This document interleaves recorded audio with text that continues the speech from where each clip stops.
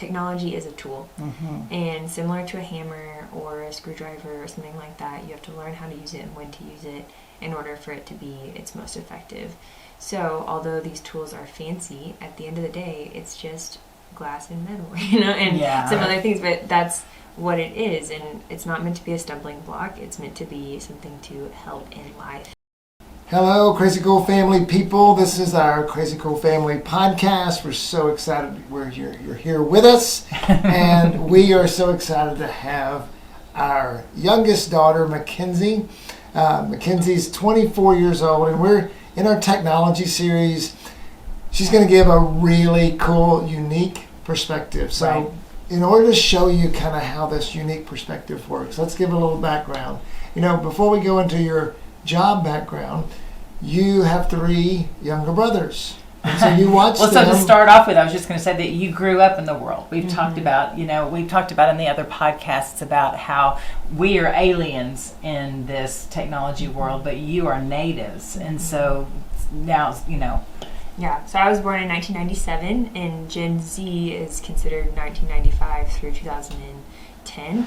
And so I've never had a time right when I was born, but who remembers that, where I didn't have a screen that was accessible, or my parents weren't using screens. And so this terrain that is foreign to the generation above me is now common to my life. But yes, grew up walking through Michael's room as he would play video games, and Michael is younger brother, and would just 1 a.m. hear him just yelling at the screen as he's letting his emotions out. And there's like a few times where I'd be like, hey, I'm trying to sleep. I have like 6 a.m. something. Will you please be quiet? So grew up in that place, seeing him play in that space. And then, yes. And also you ask him a lot of questions. I was about to say, you're a conversationalist, so you really would sometimes ask him, what are you doing? And I just wanted to be around him, so I would sit and watch him play a lot. Or we played a lot of Nintendo, Lego, anything. So I invested and played the games too, in relationships socially. So got access to it there, and we played computer games growing up too. So play was not just, here's a toy, let me play with it, but there was play in screens. Well, and now what I wanted to point out is that you have you're getting your master's in counseling at the University of Arkansas, but you were doing an internship, which is now turned into a full-time position. Counseling, coaching, yes. I've learned the difference between those terms. But you coach students, in particular where you're at is in the engineering department. And freshmen generally, is that what you're using? Freshmen, sophomores, juniors, seniors. Okay. Any of them, all of them. I talk to, and talking about how they're spending their time, how they're studying, study habits, things like that. And oftentimes we'll sit down with their weekly schedule and say, okay, when are you doing what? And then the conversations of video games often comes up because these students are spending their time there. So unique in that you're a 24-year-old who talks to a lot of freshmen, sophomores, juniors, seniors, boys in particular, probably the majority because they're engineering students, and you talk a lot about their lives and the impact of technology on their lives. Well, and the students that you're seeing are the ones that might be in trouble. Like there's a little bit of a red flag, and that maybe they didn't pass a test, or they're not doing well, and so the teacher has contacted you and said, hey, talk to the student. Yeah, there's definitely a mixed bag, but those are a lot of the students that I've talked to video games about specifically. Right. Because they're, And so what is the time frame that these freshmen are coming in that you're seeing that are playing? So video games and technology feel like they are a little bit different. Okay. Because video games is more of a hobby, where technology is, every time my phone goes off, I stop doing my homework. Lifestyle. It's a distraction conversation more than I spend 15 hours a day playing video games. Those are Which also happens. Yeah, I have conversations like that. But actually, a lot more of my conversations this semester has been, I don't know how to put my phone down. I just want to look at anything that it has to offer. It's way more entertaining than the school that I'm working on. So I do homework for 5 minutes, and then I get a text, and then I look on social media for 30, and then I look up and my day's gone because I haven't done anything that I need to do. So there's just like this craving entertainment and screens that is not just in video game form, but all students are affected by that. I have an array of students that are affected by video games, but every student I talk to, I ask, It's affected by technology. yeah, I ask, hey, what are you distracted by? Your phone. Okay, what can you do to put your phone away? And they're like, I don't know. And you're like, what do you mean you don't know? Well, So I just want to kind of tee up the podcast with that, is that, so McKenzie has a unique perspective, parents, that we want you to hear, because she not only had younger brothers and has been immersed in technology, but she also sees a lot more than, I would say, the average college student does not see hundreds of, or whatever, lots of college students come through and see about their impact, help them with their schedules, and these also the habits that she's talking about. The reason that they're relevant to you parents is because they're developing right now in your kids. These are the habits that they're developing right now, so that when they get to college, these kids are struggling with things because they have not developed certain habits. And we want to see just how technology has an impact on relationships, on how they're doing school, on their quality of life, on how they're developing. And one of the things we're going to talk about is it's not all bad.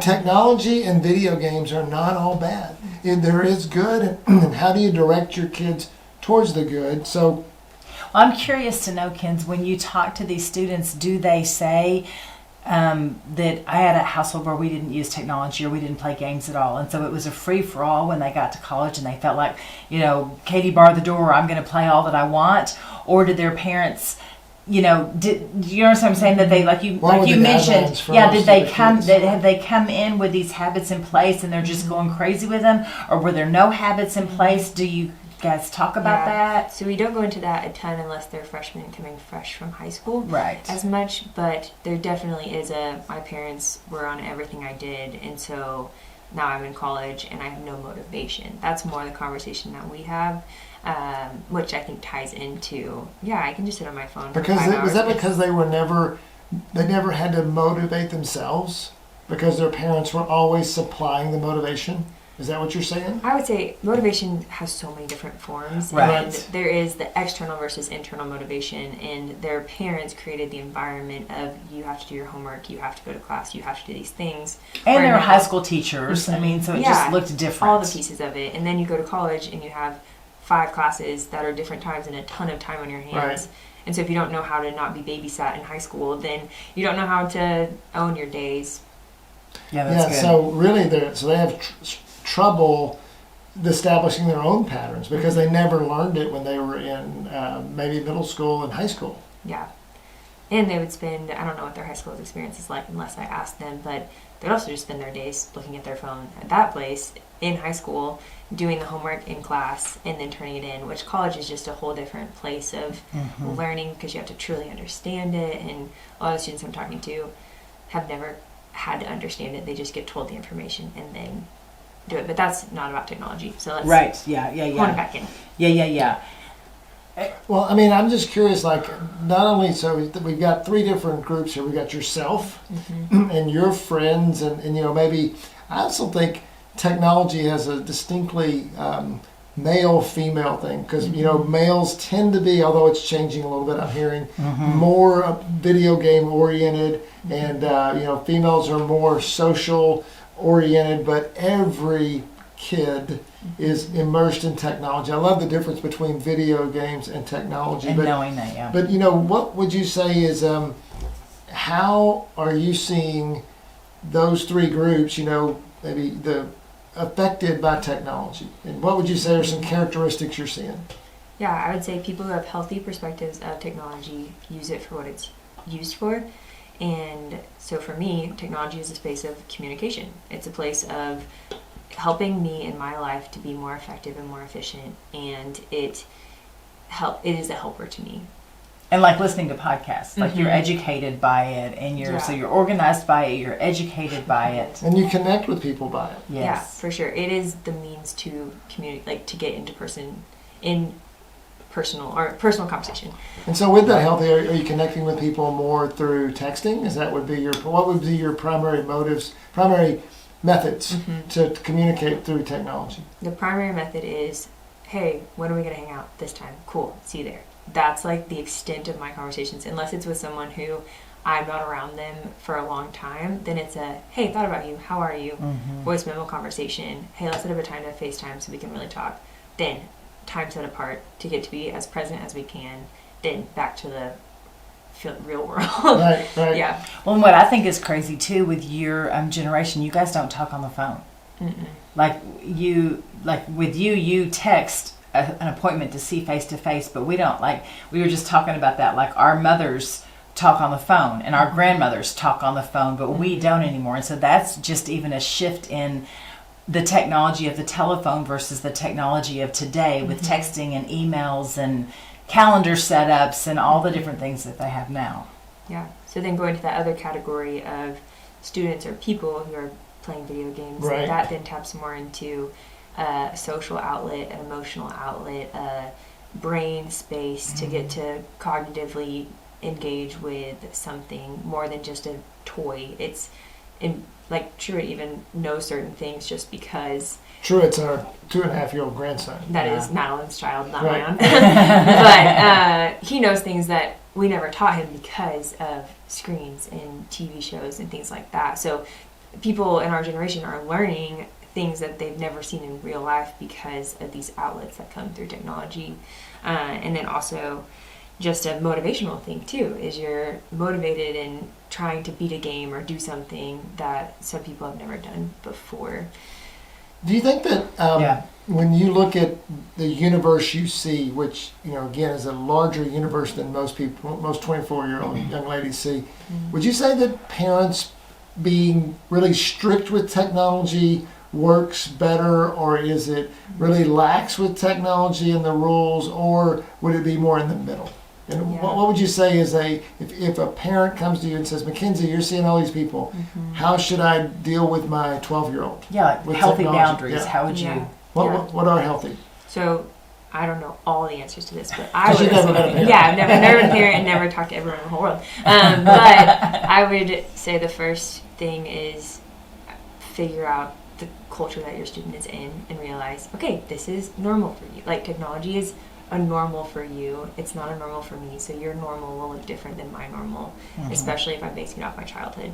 So first, knowing yourself and the assumptions that you're coming into, and then second, you get to know your kid and learn why they love what they love. My husband loves to video game, and I was asking him the other day, I was like, why are you playing this game? And he was like, I just get to control everything. Like I can like decide how much I do this level, I don't do it, and everything else in my life feels really chaotic right now. But he's an engineer, and he likes order. And he's like, I get to just do it, and so then time flies by because I'm just getting to do everything, and so your kid might be feeling out of control in the setting that you've put them in, and you might be controlling everything for them. But when they play this game, they get to lose, they get to win, they get to do everything. So that might be something that you can start implementing of, okay, now you get to choose. Like, you get to decide what we do here. You mean implement it in other areas real of life. Yeah, in other areas. Because, and then seeing that space as similar to play in other places, it's an opportunity for the person to express themselves. Well, and I'm interested to see, that. I was reading just the other day about what they're calling the Metaverse, which means that, what basically means that over time, technology is going to be trying to replicate more and more of real life. And that's what they try to do in video games. So they want you to be, the Metaverse they were talking about, where you're going to get to travel to Europe, and it'll be, you'll smell things, and as they make technology more and more, quote unquote, real. As you see in your environment, when you see that, that escape versus reality, technology's fun. We get to escape the real world, and we get to play in a. How do parents deal with that? Because it is a fun world. It's a world they can control. Versus, and how do they how would you suggest that the parents could make it where they compete with that world. Mm-hmm. Yeah, I think that's one of the biggest challenges, is seeing it as a competition and thinking it's you against social media, or you against video games, or you against. But whenever you go against it, there's you're going kind of against your kid's desires. Well, it's a barrier. Yeah, you set up, it's not a connection anymore. It's a and so how do you go with it, because that's the direction it's going in. So you don't want kids to look up 15 years from now and be like, oh my goodness, I didn't do anything that other kids were doing, so there's not a connection there, and there's all of this new technology development that I have no connection to. Right. And so all the places that your kids are going to step into work-wise, they're going to have already known these technologies. And so there's a piece of, how do I teach you how to learn these systems without having these systems own you, or even learn you? You know, it's figuring out, or having these systems speak into you and defining you and all of these different things, because there's so many different voices that are coming from these platforms. That's good. So figuring out, how to Yeah, I like that. I like that a lot. Even that, like the visual of that, instead of putting the wall up, but going with them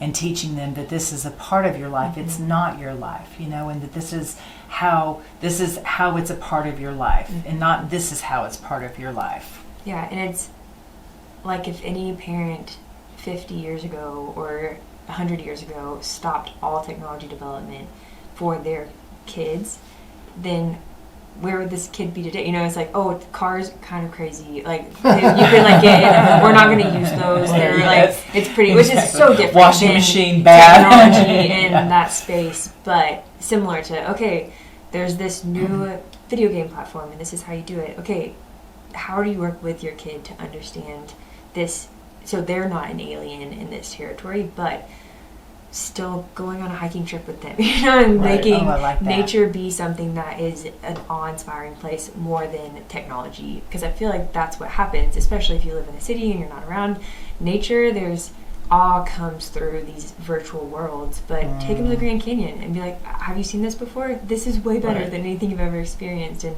on a screen. Wow. Yeah. And not being afraid of the world developing more and more technology that's as real life.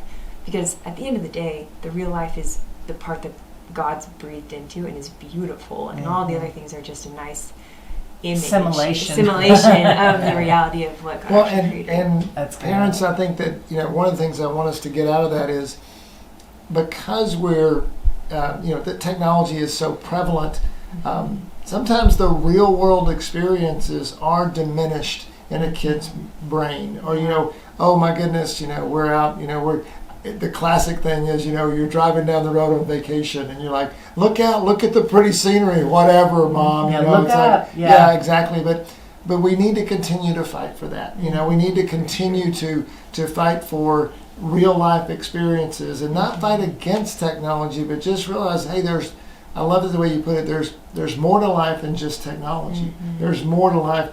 And when technology becomes our life, I think that really leads to some of these unhealthy boundaries and some of the ways that screens are affecting it negatively. Yeah. You know, I want to get into a little bit, before the podcast we were talking about, there's a lot of studies and things on the negative effect on technology. And let's talk about those a little bit, but also there's also things where we're seeing some positive effects of technology as well. What would you say are some of those things you're learning about negative and positive effects of technology on young people? Yeah, it's something that I definitely want to get more into and have heard about, looked into a few different studies, so I'm not an expert, everyone beware. Someday you will be. I might be. But the DSM is the way that psychologists identify different disorders, and there's a lot of talk about putting gaming into that. As a disorder. As a form of addiction. So it's one of the only other behavioral addictions that is in there, similar to like substance abuse or things like that, because they're seeing a lot of similarities between the effects of it on our brains. So that's like one piece. And any parent who's tried to pull their kid away from a video game can feel like why that's addiction. Yeah. Because they get so frustrated with that, because they can get so addicted. When you look at that, why does it, I think we all agree that it can be addictive. What is it that makes it addictive? Have you seen anything in that of the why? I think it's definitely the dopamine and the effect of, oh, I just won this, or oh, I lost this, but I could win this the next round. Or like Parker said, I control it. Yeah. You know, or it's just some space I can go to get away from the world. Yeah. And that's what any other addiction is it's a coping mechanism. And that's one thing that I've learned about a lot is, like, coping is like eating. Like, everyone has to learn how to do it. So it depends on if you eat a like a Snickers or apple. You know, it's the difference between how are you going to cope. Are you going to cope with video games, or are you going to cope with going on a walk, or calling your mom, or if it's from calling your mom, you could. It's learning. Like, coping is, everyone has it, everyone does it. So learning how to do it healthily. Yeah. And but you're saying that there's also could be a disorder, but also they're seeing some healthy benefits of, and they're starting to study more about how technology really can help us be better people. Yeah, and one of the biggest forms is socially.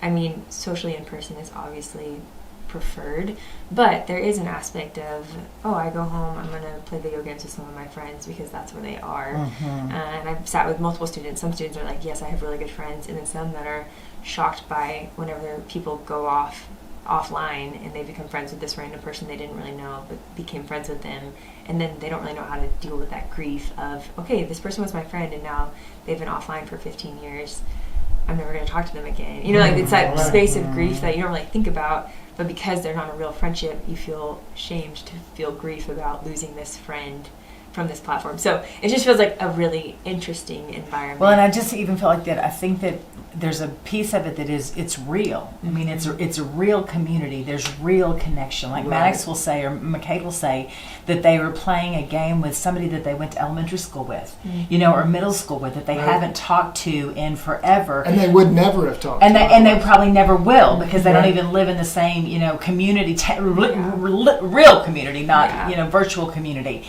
And that it's a way for them to even stay connected with them. And so to them, that is real relationship. That is, like you said, they would grieve it if something happened. It's a real live relationship. And to us, that just feels foreign. I mean, to me, it almost feels imaginary and pretend, but that's not at all how this generation sees whatever video games or even social media. It's real.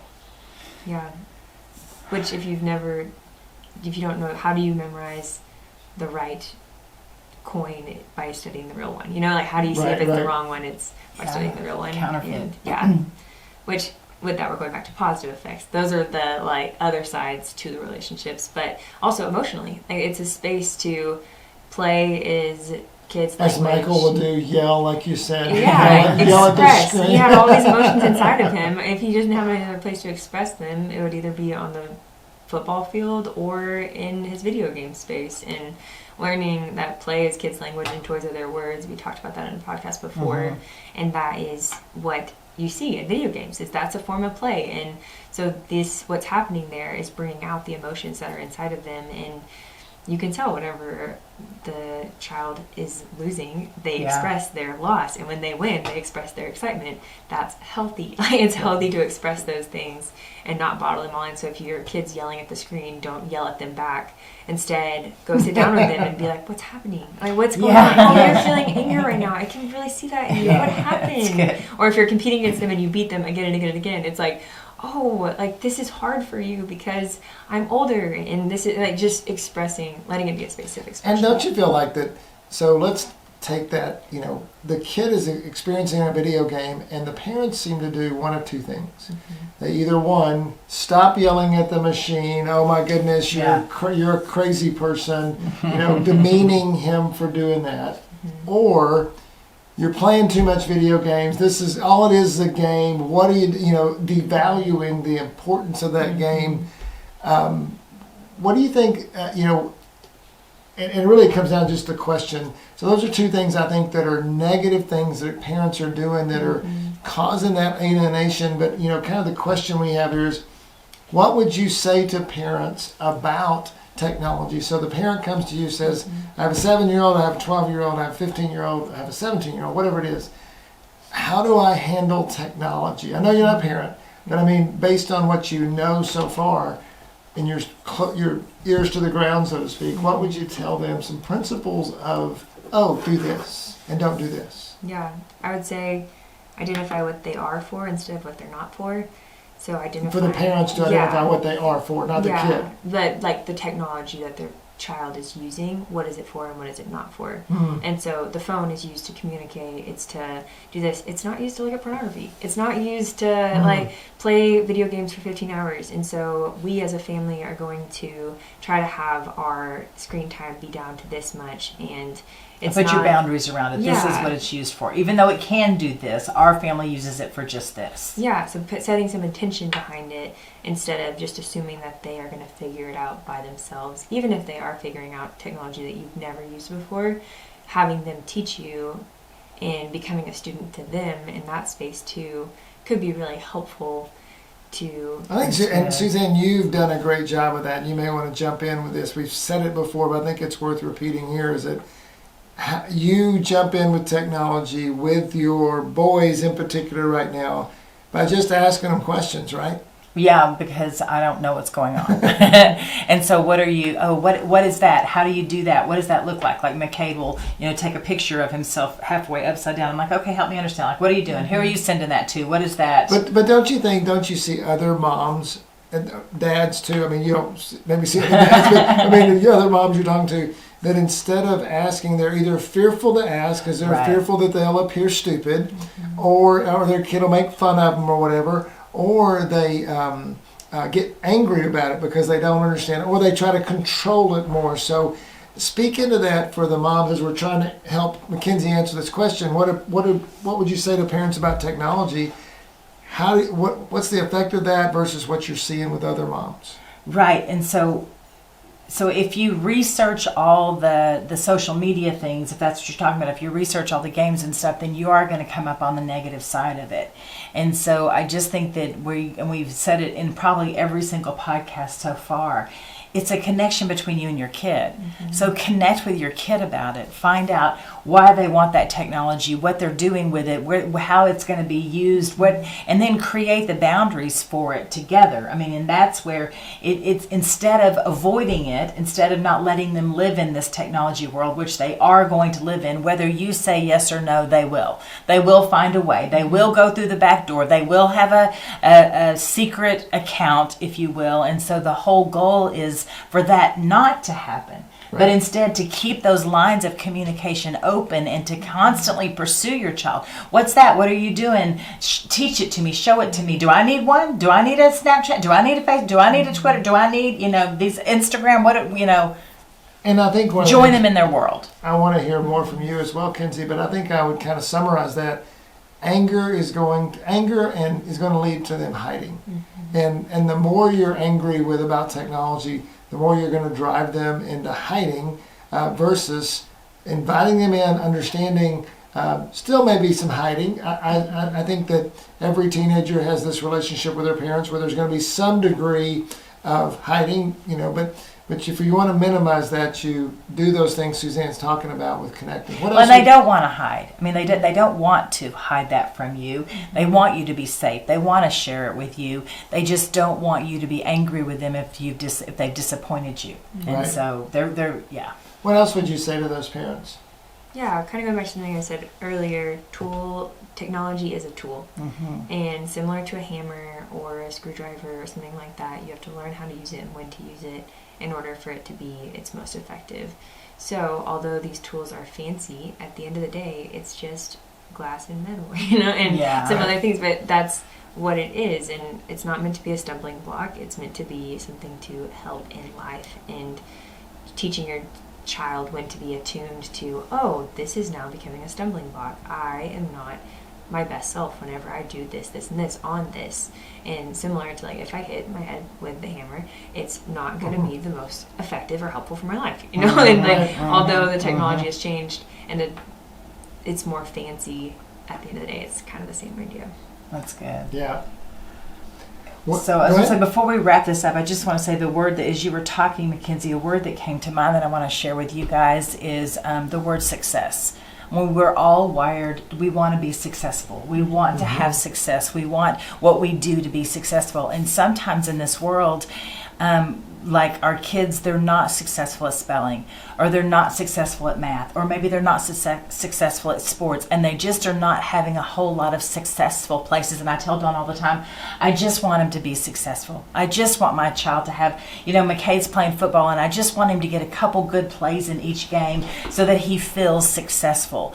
And so that's where this world, this gaming world or technology world, they get these hits of success all the time. And so it's feeding them, or they get unsuccess, but so then they're hungry for more to get success. And so as parents, how you balance that out is you create opportunities for them to be successful. You go on a bike ride that's hard, or you serve a neighbor that makes them feel good, or you give them a task to take out the trash and they do it, and you tell them how amazing they are. And so try to balance those scales with their getting fed by this technology. What is it that we can do in the real world to feed them so they can feel like a success? Yeah. Any final thoughts? The world that is technological is as real to them. It is real to some extent, and so just know that too. But I want to look into more studies about the difference between people's ability to distinguish reality and lack of reality. But if the same day that they were cognitive, they were able to look at a screen, that world is a similar world to the one that they're in. So give them as many experiences as possible in the real world, around the real world.